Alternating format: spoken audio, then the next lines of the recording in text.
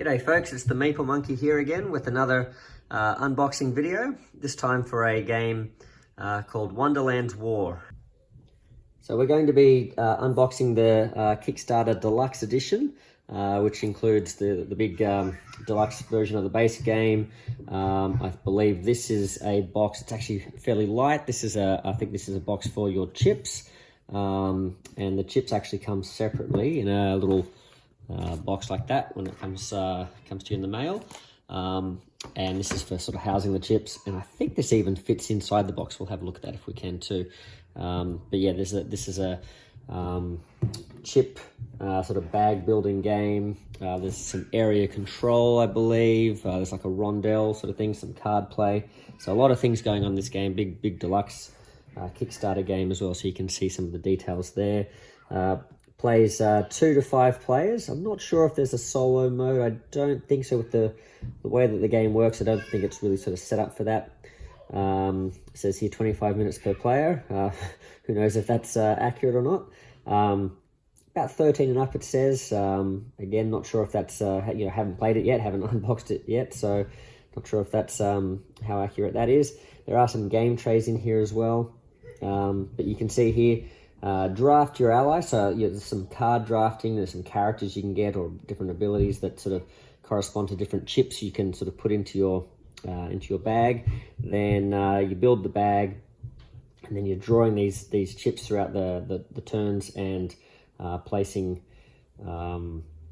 different sort of forces out in these area control sort of regions around the board as well. So let's have a look. Okay, and we can see this is the big base box here, so with some beautiful artwork there. I think the artist is Manny Tremblay. Yeah, some fantastic art. One of the things that I guess drew me to the game in the first place. I've enjoyed his art in some other games, like Dice Throne is probably the one of the other big ones that he's known for. So just pull this up here. So it's a big tall one. So some great art there. You can see the Red Queen, Mad Hatter. We got there Jabberwocky, I think. And you've got Alice there as well. So that's pretty cool. Nothing on the inside, but nice sturdy. It's quite chunky walls on that. So nice sturdy box lid for the box. I suppose you need something sturdy with something this size, otherwise it all kind of falls apart. What do we got here? Looks like maybe some promo cards. So you can see there, promo Wonderland's War promo cards. Okay. Let's have a look here. I think these are sort of either tarot size or maybe that sort of slightly, no, this is probably tarot. I was gonna say it might be like those Scythe sort of event cards. So we've got the Duchess. We've got the March Hare. Unicorn, my daughter would like that one, the unicorn. White Rabbit and the Griffin. Interesting that the White Rabbit would be promo, although I wonder if this is like an alternate version of him. Yeah, anyway, so that's kind of cool. So these are some of the characters I guess you can, I'm guessing you draft these, I think, from like a market, and then you sort of can add them to your bags, and then these particular characters, if they come up, they give you special abilities or something.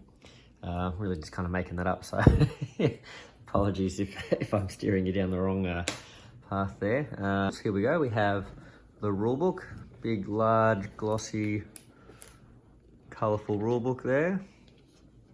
So these are great, look at these. These are some big pouches, big bags for the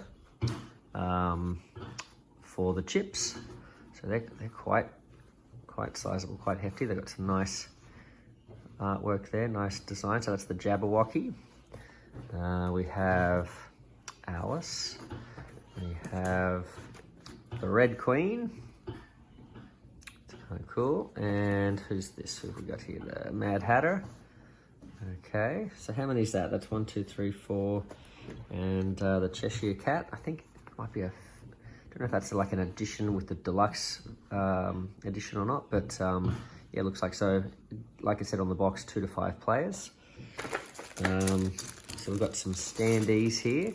So I think this game, there's plenty of minis and little meeples and things like that in the deluxe edition.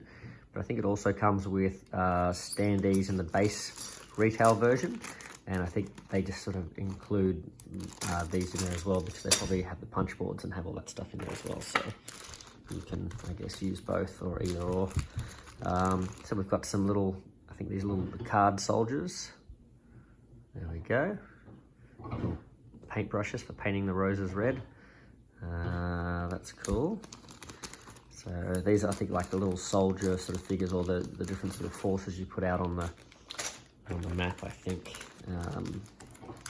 So gain control of those areas. What have we got here? Some sort of a beastie. That's probably for the Jabberwocky, I'm guessing. Let's see here. We have the Cheshire Cat, I think. Cheshire Cat.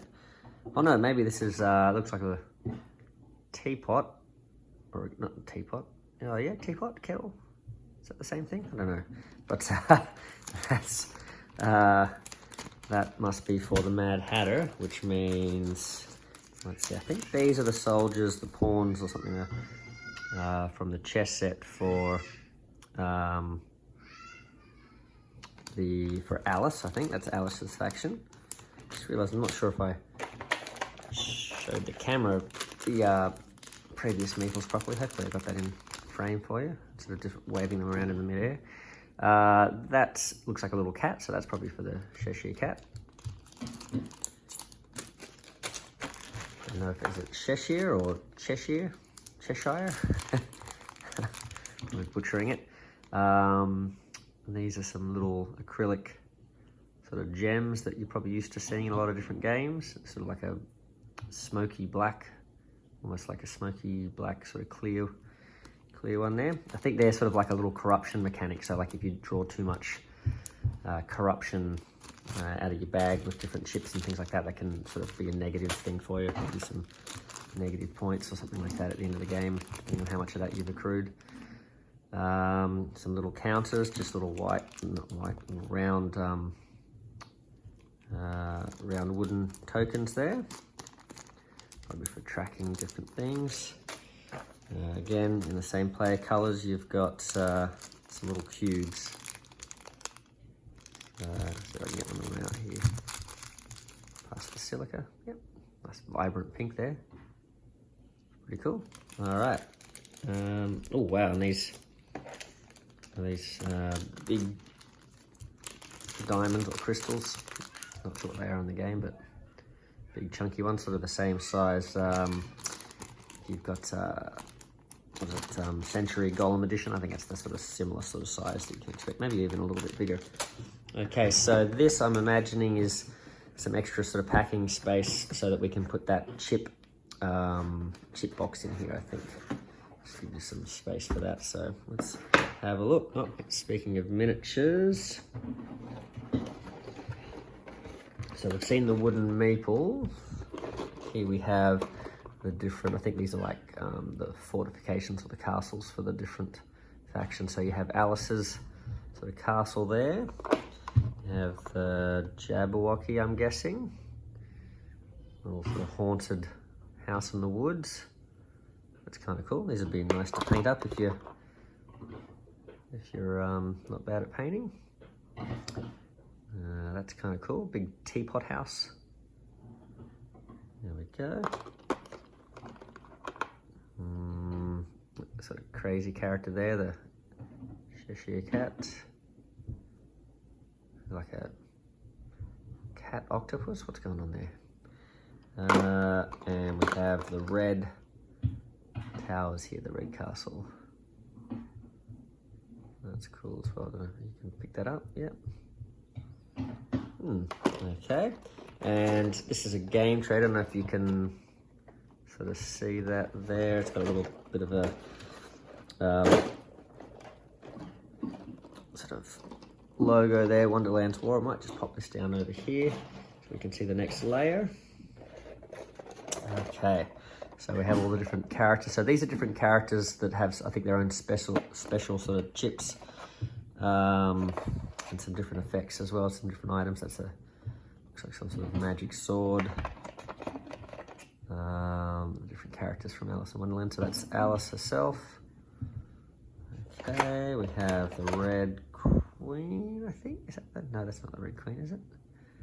The Duchess or something? I'm not sure who that is. There's Humpty. He's kind of cool. He'd be fun to paint. It's pretty precarious on that wall there. What do we got there? Oh, that's the Cheshire Cat, standing on its own head, of course. There's the Mad Hatter, looking pretty stylish there with his big oversized hat. These are really, they feel nice too. They're nice and solid. You're not going to have any problems with bent swords or anything like that. Real solid plastic. So the March Hare. Wait, was that other guy Humpty? I think it was. This must be Tweedledee or something. Tweedledee. Oh, here we go, yeah. Tweedledee and Tweedledum. Not sure which is which. Cool little jackets. I like the little jackets. Who's this? Not sure, but he's got a big hammer. Some sort of carpenter or something. Is it the Carpenter and the Walrus? Is that a thing from Alice in Wonderland? I guess. There's the Walrus, speaking of. It's cool. We have... Who's this? That's one of the rabbits. Okay. Oh, look at that guy. Not sure who that is, but it's a nice figure. What are they holding there? Not sure. Oopsie.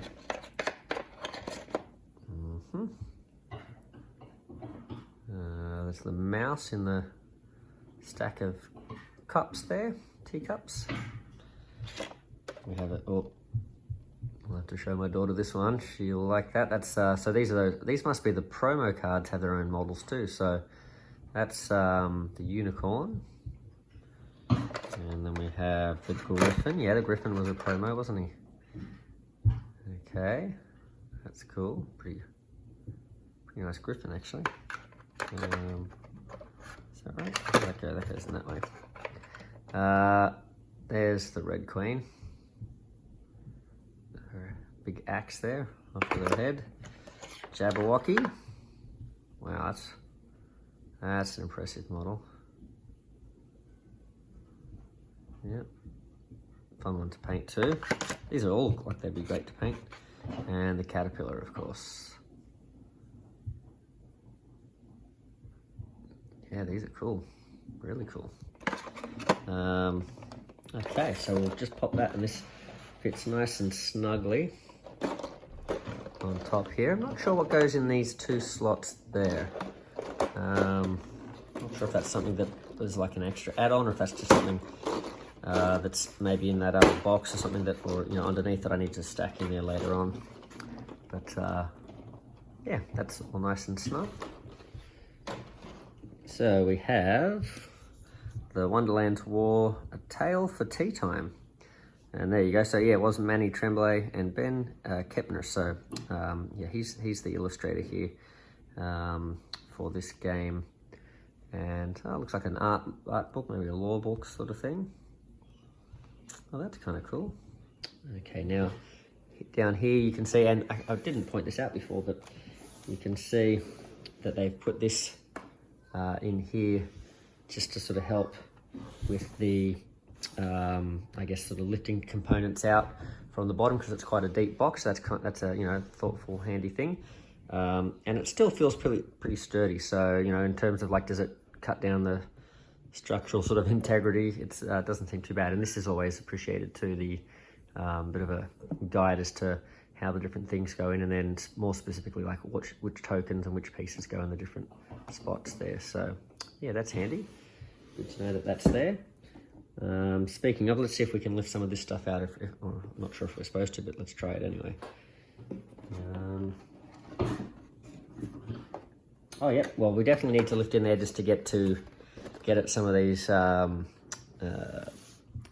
and things. So wow, okay, that is big bright board. It's quite big actually, and it's interesting because I wonder if I mean, I suppose there's a lot, especially with the minis and the meeples. There's probably warrants it, but I'm not even sure that you really need this much space for that part of the game. But I guess it just makes it sort of have that much more sort of table presence as well.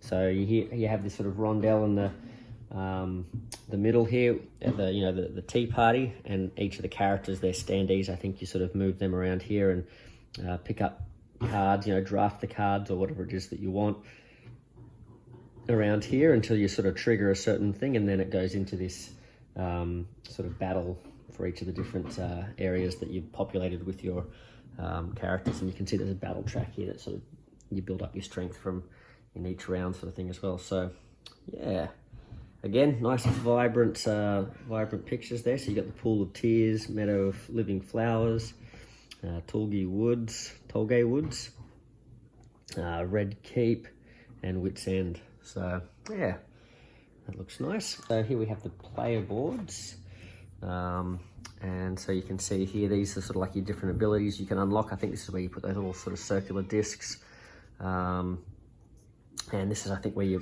place your chips as you're sort of drawing them out. You can sort of put chips along here, I think, as you bring them out as the active chips, and then if you have those sort of negative ones, they can build up here until they sort of overflow, I think. And you can unlock some different things here as well. Okay, yeah, and these are your different sort of abilities. You can sort of work through your sort of skill tree as you go through the game. So that's the Cheshire Cat. I'm going to say it differently every time. Now I wonder, oh yeah, it does too. So you've got, this is probably base game, I would say, and this is probably sort of slightly modified rules or slightly modified layout for 2-player, just to sort of make it, because it does seem like the sort of game that probably needs sort of at least sort of 3 to 4 players. So this just sort of modifies that a little bit, I think. So you've got the Jabberwocky. There we go. The Queen of Hearts. Yeah. So it's got a lot, this game. It's got bag building and sort of asymmetric player powers, drafting, rondelles, area control. So there you go. But and beautiful components too, so that's great. Let's see, what have we got? So you can see here the tray has some spots here for different components. As you go, you got a nice die there. Okay, that goes in there. We'll have a look at some of these decks, and I mean, game trays seem to be a bit hit and miss in terms of the cards, the card wells, whether or not they sort of are designed for sleeved cards. Even when they're sort of wide enough, sometimes they're not deep enough. But looking at this, there seems to be plenty of extra room here potentially for, if you had these decks sitting in there, they can be a bit taller as well, so that's probably going to fit. This deck here looks like it sits pretty flush with where you would want it to be on the top, but they have an extra well here, so this is probably enough that you can spread those out if you've got your cards sleeved. So, okay, quest cards. So here we go. We've got, this is a quest deck. So these are sort of, they offer you sort of victory points, I think, during the game, and then end game scoring conditions as well. So some goals to go for. Not a lot of art on these ones, but I guess there's a lot of information you need to sort of get out here. So they sort of focused on that there, but still some nice art up the top there, but it's not a lot of the card is used for that. And some great art there. Oh, wager. Okay, interesting. Some sort of bidding system, I guess. Now we have our bigger sort of tarot cards again. So yeah, I think these are sort of linked to that sort of market and the chips. I think these are sort of sitting there. You've got some player aids. So this gives you a reference of the different chips you can get and what their abilities are, what their effect is when you draw them out of the bag, I guess. Okay, you've also got sort of breakdown of the turn and the different phases. So you got the war phase and the tea party phase. Yeah. Okay. So that's cool. Nice big, feels good quality linen finish. Yeah. They feel like high quality cards. So yeah, the white rabbit, and there's the white rabbit there. So I wonder, let's have a look.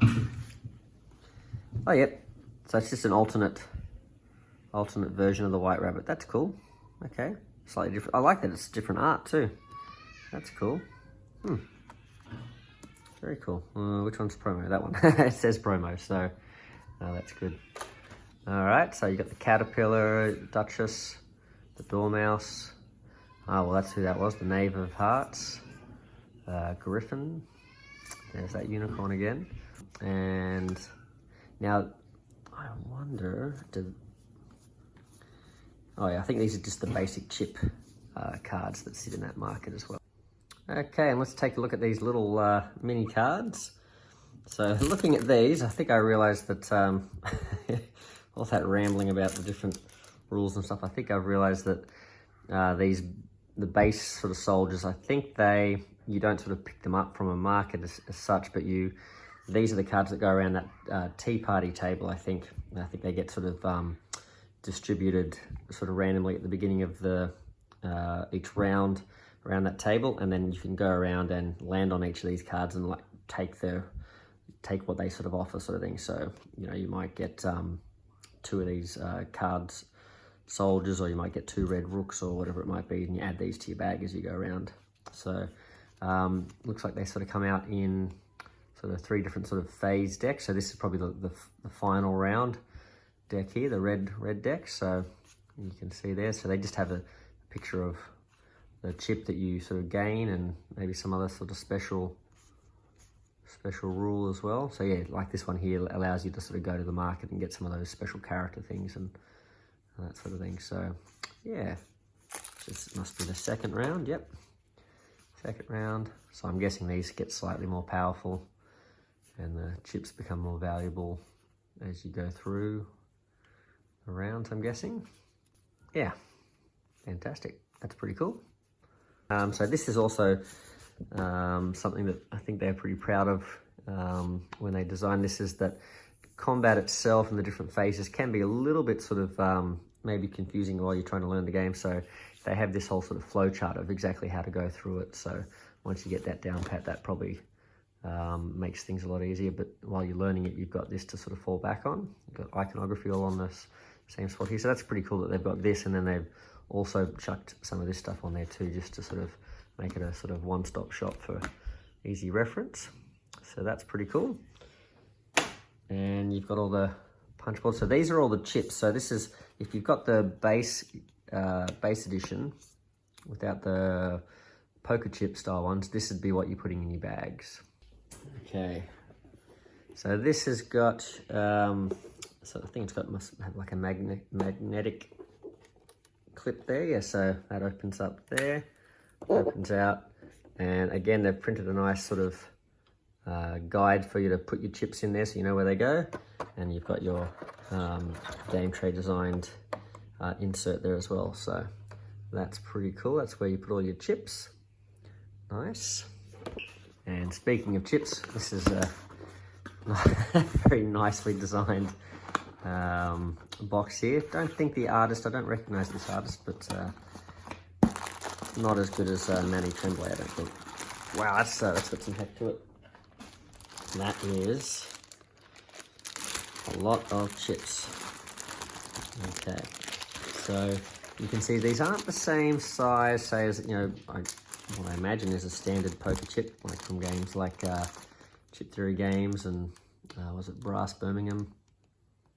Splendor, I think, as well. These are a little bit smaller, but they've still got some nice heft to them. They feel good. The art still pops on them. That's really good. So they're the little red rooks. What else we got? We've got some flamingos. And they're all the same size. There you go. Cool.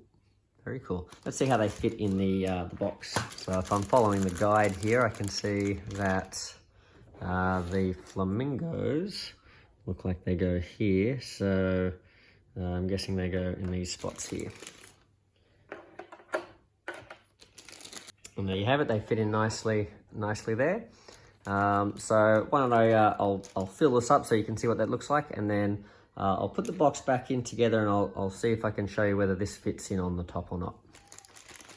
And okay, so here we go. We have the box looking nice there, and when we open it up, you can see it's got all the pieces in there, plenty of space for them. They're not too tightly in there as well.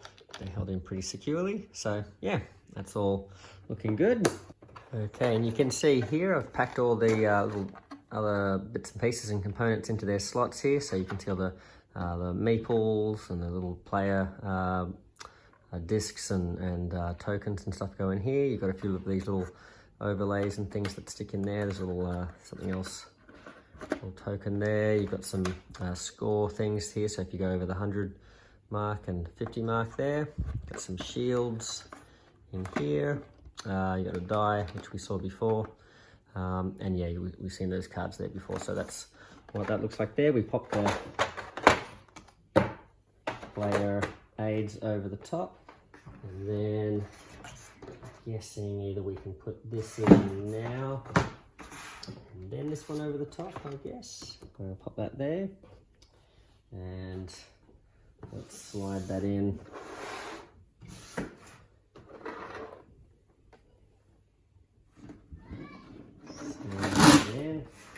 Hopefully I've got that the right way up. Okay, and then we can pop this down over the top. Again, we can use that little side slot there just to make sure that goes in nicely. I don't know if this is going to show up. I'll just quickly lift that up again. Nice little finger wells there as well. But you can see, yeah, this is where those little madness cubes go there as well. So I'll slide that back in, pop that in. Okay, and I'm guessing if I roll these up, I can put some in here. I could even sort of wedge some of these in like so. Pop that over the top. Oopsie daisy. One thing, just got to make sure you keep the flap here nice and set. And that will fit in there nicely. Yep. Yeah, that's nice. Pop that on the top. And there you have it. I have left out the law book and these here, but I think there's actually plenty of room in there. If you wanted to keep those in the box, you could as well. But there you go, that's nice. It feels nice and secure.